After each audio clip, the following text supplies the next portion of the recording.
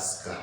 Sande ya leero, sande eno esimba ku kinyusi ky'obulamu bwaffe ng'Abakristo, esimba ku bulamu bwaffe ng'Abakristo. Tife abagamba nti tugoberera Katonda, nti tukkiriza Omukama, kiki ddala ekyo ekitufuula kye tuli nga kwe kwagala. Sande ya leero nekkaatiriza bulungi era n'omulamwa gwayo ne gubeera nti Katonda kwe kwagala, era abo bonna ababeera mu kwagala babeera mu Katonda. Essomo lino erisoose ne liddamu okukkaatiriza ku kwagala kwa Katonda, nti Omukama Katonda waffe ayagala ate talina kyekubiira, talinaawo banfanfe bw'aba ayagala, naye ayagala abantu bonna nga tasosodde mu ggwanga, mu lulimi, mu buwangwa, ffenna ng'atwagala kyenkanyi. Essomo erisoose liva mu bikolwa by'abatume litulaga Peetero ng'ayingidde mu nnyumba y'omusajja Cornelius ataali Muyudaaya. Bangi baalinga balowooza nti oba Omukama yaliwo abo Abayudaaya bokka, naye Peetero bwe yayingira mu nnyumba y'onno omusajja, Omukama n'abasindikira Mwoyo Mutuukirivu ne boogera mu nnimi nga bonna bategeera, buli omu ayogera lulimi lulala naye nga bategeera, nga balina obulamu obwa Mwoyo. Abayudaaya abaaliwo ne batendereza Katonda nti Omukama yeeyolese n'alaga okwagala kwe ne mu basajja abatali Bayudaaya. Bwe tutyo nno nga tukuza Sande eno tuddemu okujjukira okwagala kwa Katonda tekuyina kyekubiira. Omukama tasobola kwagalako bantu bamu olw'okubanga baggwanga bwe liti, tasobola kwagalako bantu bamu olw'okubanga balina olulimi olw'enjawulo lwe boogera. Nedda, ffenna Omukama atwagala kyenkanyi. Ate okwagala kuno okw'Omukama kuddamu okututunuuliza ffe Abakristo obulamu bwaffe. Bulijjo okubeera Omukristo, okufukamira mu ssaala, okweyisa obulungi, okuyamba abalala, bino byonna tubikola nga twagala obulamu bw'Omukama butubeeremu, Omukama yennyini ajje mu bulamu bwaffe. Ebiseera ebimu atuwa omukisa, atuwa obuwanguzi mu biruubirirwa byaffe. Ebiseera ebirala atuwa emirembe okugeza mu maka gaffe. Ebiseera ebirala atuwe obulamu. Nga tukuza Sande eno, amasomo gaddamu okutulaga nti ebyo byonna nga tubyagala, naddala Omukama abeere mu ffe, atutuuseeko n'omukono gwe ogw'obwakatonda, tulina kwagala, kubanga bwe twagala Omukama abeera mu ffe. Ate mu ngeri endala, Sande eno eddamu okutulaga okwagala engeri gye kusimbyemu nga ekinyusi ky'Obukristo. Tujjukire nga tubatizibwa. Bwe tuba tubatizibwa, ekitundu ekisooka mu kubatiza kiddamu okulaga makati, omulamwa, omutima gw'obulamu Obukristo nga kwe kwagala. Abazadde, omusaseredooti oba omukulembeze agenda okubatiza abuuza, mu abazadde kiki kye musaba Kereziya ku lw'omwana ono? Ffenna ne tuddamu nti batiisimu. Ekibuuzo ekyokubiri ekyandibadde nga ekinyusi ky'ebibuuzo bino, mutegedde bulungi omulimu n'obuvunaanyizibwa bye mwetisse, kwe kugamba okugunjula abaana bano bakule mu kukkiriza n'okwagala Katonda ne bantu bannaabwe nga Kristo bw'atuyigiriza. Ekinyusi kyetolodde okukula mu kukkiriza n'okwagala. Abazadde ntuddamu nti twetegese. Ekibuuzo ekyokusatu ne kigenda eri abazadde b'abatiisimu. Abazadde b'abatiisimu, mutegedde bulungi obuvunaanyizibwa bwe mwetisse okuyamba bano abazaala abaana. Mulimu gwabwe ogwo, omulimu gwabwe okugunjula abaana mu kukkiriza n'okwagala Katonda n'abantu bonna nga Kristo bw'ayigiriza. Okuva nga tutandika obulamu bwaffe ng'Abakristo, okwagala bwe bulamu bwaffe, okwagala gwe mukululo gwaffe, nti okubeera abakristo abalungi tulina okukula mu kwagala ate tulina okwagala. Bwe kityo nno mu kubatiza ekigambo kwagala ne kiddamu okujjukiza abazadde bonna mu bibuuzo ebyo. Tuddeyo tuyigirize abaana okwagala Katonda n'okwagala abantu bannaffe nga Kristo bw'atuyigiriza. Ate ekyokubiri, naffe ffennyini ne tuddamu okujjukizibwa nti naffe twabatizibwa, naffe tulina omulimu okukula mu kukkiriza n'okwagala Katonda n'abantu bonna nga Kristo bw'ayigiriza.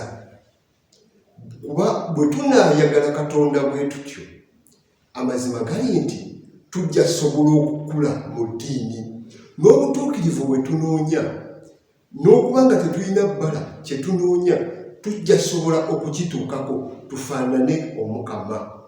Peetero mu bbaluwa gye yawandiikira ab'Ekoliisi akkaatiriza, ekyambalo ekiba kisembayo kungulu mu mmwe kibeere kwagala, kubanga kye kifundikwa ky'obutuukirivu.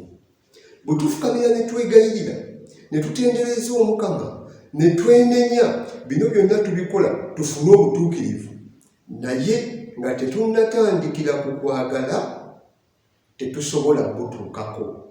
Awo nno nga tukuza Sande eno, tuddemu tujjukire obulamu bwaffe, tubutunuulize okwagala. Omuntu omu yali ayogera n'agamba, ne bw'obeera ogenda kukwata ssimu n'olaba akukubidde, bw'olaba omuntu ono nga tolina bigambo ku mutima byakwagala by'oyinza kumugamba, oba ku mutima nga tolinaamu kwagala wadde kw'oyinza kumwoleka, kisingako essimu eyo n'otagikwata. Ne bw'oba ogenda kukubira muntu, oba omubanja, oba ogenda muvuma, oba omubuuzaako, naye ng'ekintu ekyo tekiriimu kwagala, kisingako essimu n'ogiteeka ku mabbali n'olinda, kubanga obulamu bwaffe ng'Abakristo bwe butabeeramu kwagala tuba bakaafiiri n'okusinga obukaafiiri. Essomo eryokubiri liddamu okututunuuliza Katonda engeri gy'atwagaddemu. Abasinga tuyinza olowooza oba Omukama okutwagala bw'ati atuteereddewo olutimbe n'atutimba bbula n'atusiba ekiwaanyi nti atusalira gankolwa, nti tumale okugwa mu mutego nga tetukyasobola kuguvaamu, atuleka awo. Essomo eryokubiri ne liddamu tujjukiza nti Omukama yatwagala okuva ku kutondebwa kw'ensi, naye mu ngeri ey'enjawulo n'atusindikira n'omwana we, omwana we atufiirire ku musaalaba. Naye nga mu kutufiirira Omukama yalaba nga twali tusaana kufa, twali tusaanidde kusaanyizibwa okuba twayonoona, kubanga tukola ebibi ku makya n'olweggulo, naye n'asindika omwana we ajje atulokole. Okwo kwagala ddala. Ate ne Kristo yennyini ng'atwagadde bw'atyo, n'ajja wadde yali ayagala Katonda Kitaawe ate nga muwulize gy'ali, naye yatwagala n'atuyigiriza eby'amazima byonna ebikwata ku Patrick, n'abitulaga mu bigambo ne mu bikolwa. Bwe tutyo asobole okutuyita nti ddala ffenna tusaanidde kudda eri Patrick nga tutegeera gye tudda. Ate teyakomawo okumanya Kristo yatwagala, ne bwe yalabanga tusaanidde okufa naye nga tulina ebbanja ery'okusasula ng'ate lyetaagisa obulamu bwaffe, ne yeewaayo ye n'afa ffe tufune obulamu. Omukama yatwagala n'atuwa omwana we. Kristo mu buwulize ne yeemalamu n'atufaanana n'atuyigiriza eby'amazima, ate naye n'atwagala n'okutuuka okuwaayo obulamu bwe. Kristo nga atwagadde bw'atyo n'akkaatiriza mu Vvanjiri, teri ayagala ng'oyo awaayo obulamu bwe ku lwa banne, ng'atulaga nti ye yatwagala ekyenkomeredde. Bwe tutunuulira obulamu bwaffe ng'Abakristo, abantu abamu bamanyi okugamba Omukama ffe abamwagadde, ayinza otya okugamba nti yatwagala, yefe abaamulonda, yefe abaasalawo mugoberera. Essomo ery'okuliddamu tujjukiza Omukama ye yatulonda, Omukama n'atwagala, Omukama n'alonda omwana we atufiiririre, atuleetera okutegeera okwagala kuno okututuusa ku bulamu obutaggwaawo nga tusonyiye ebibi byaffe. Bwe tutyo nno Kristo waddiramu okutuyita mu vvanjiri nti gwe nange nga ye Katonda Patrick bwe yamwagala naye n'amwagala n'abeera muwulize, ffe abagoberera Kristo tuyingire mu kwagala okwo, tuyingire tubeere mu nkolagana ey'okwagala eri wakati waabwe. Enkolagana eno tuginazaako mu ssakramentu ly'amatirimunyo. Omwami n'omukyala, omwami ayagala mukyala we, omukyala n'ayagala bbaawe, ne babeera mu kwagalana. Bwe babeera mu kwagalana, abantu bonna be babeera nabo mu maka bagabana ku kwagala okwo, babeera mu ssanyu, babeera mu kukulaakulana, babeera mu kussa ekimu lwa nsonga babeera mu kwagalana okw'abafumbo bali ababiri. Era okwagalana okwo bwe kubulawo, ewaka tewaba mirembe, abaana tebasanyuka, ekisinga oseza n'ebintu obuntu bibonaabona. Fooko eyandibadde ekozesebwa okulya oba ekijiiko ekisenenva, mu kifo ky'okukozesebwa okulya ne kifuuka ekitala, kwerwanako, kutuusa bulabe ku mulala, kubanga tewali kwagala. Kristo olwaleero ng'atulaga nti ye ayagala Paatiri ne Paatiri amwagala, ffe n'atusaba tujje mu kwagala okwo, atuyita tuyingire mu kwagala kwa Katonda. Omukama tusobole okuba nga akadde konna bye tumusaba alituwa, okutuyamba kwe twetaaga ng'akututuusaako. Engeri y'emu tuyinza okugamba nti kizibu okubeera mu kwagala kwa Katonda n'omalako omwaka nga tolina kibi ky'okoze, tolina muntu gw'onyiigidde, tolina muntu gw'otasonyiye. Kituufu kizibu. Kristo nno bw'atyo n'atuwa ekkubo, n'atuwa geeti nti kuno okwagala newankubadde tekulinga ku lugoye nti tuyinza okulwambala ne tubeera mu kwagala ng'abali mu lugoye, oba ekikomera nti tujja yingira omwo tubeere mu kwagala. Ye n'atuwa geeti, oluggi mwe tusobola okuyita ne tusigala mu kwagala. Etteeka gamba mukwate etteeka lyange.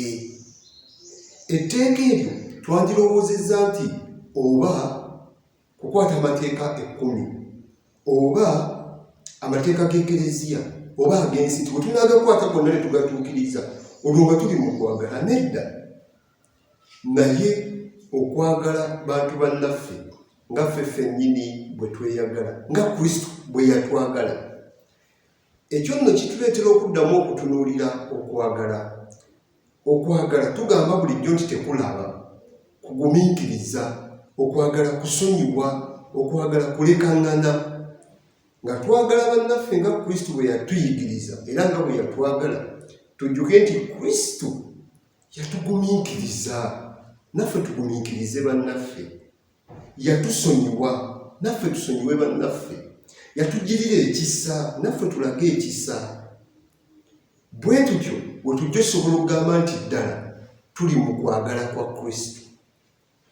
Okwagala kuno omuntu omu omuyigiriza omusaaseredooti yagamba oyinza okufaananya nga Omukristo Omukatuliki atali mubatize, asobola okubeerawo nga byonna obikola bulungi, essaala ozisoma, mu misa obeeramu nga n'oluusi okusembera osembera, abamu nga buli kimu okiddamu. Bangi bendabye baganda baffe n'Abasiraamu nga bw'abeera mu misa tokkiriza nti si Mukatuliki, naye nga bw'atuuka okunnyonnyola ebyekerezi olaba Mukatuliki awedde emirimu.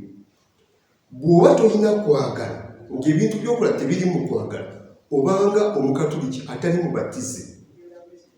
Bishop Kapooza nga yeyambisa ebbaluwa ya Pawulo agamba ne bwe twagala ne bwe tuyiga ennimi nga 10, oba ne tukola ebyamagero okuzuukiza abafu n'ogamba omuti gumere ne gumera tujjawo n'ensozi nga tetuyina kwagala tubanga ekidde ekivuga kuba tekimanya na kyekikola. Kristo ng'atuyita tubeere mu kwagala kwa Katonda atuyita tubeere mikwano gye. Bwe tunaayagala tutyo tujja kubeera mikwano gye. Abaweereza baba tebamanyi mukama waabwe. Kristo newankubadde mukama waffe tulina okujja ewuwe ng'abaweereza, naye bwe tuba mu kwagala tujja ewuwe nga mikwano gye. Amazima gali nti bwe twagala yennyini atukakasa bye twetaaga tujja kubifuna. Omukama tujja kuba naye ate mu byonna tujja tutuuka ne mu bulamu obutaggwaawo. Kristo n'atuyita bw'atyo tujje mu kwagala kwa Katonda. Okwagala okwo tugabanyizeeko n'abalala, bwe tutyo tubeere kimu ne Katonda. Omukama kwe kwagala. Abo abaagala babeera mu Katonda ne Katonda abeera mu bo. Omukama abeere nammwe.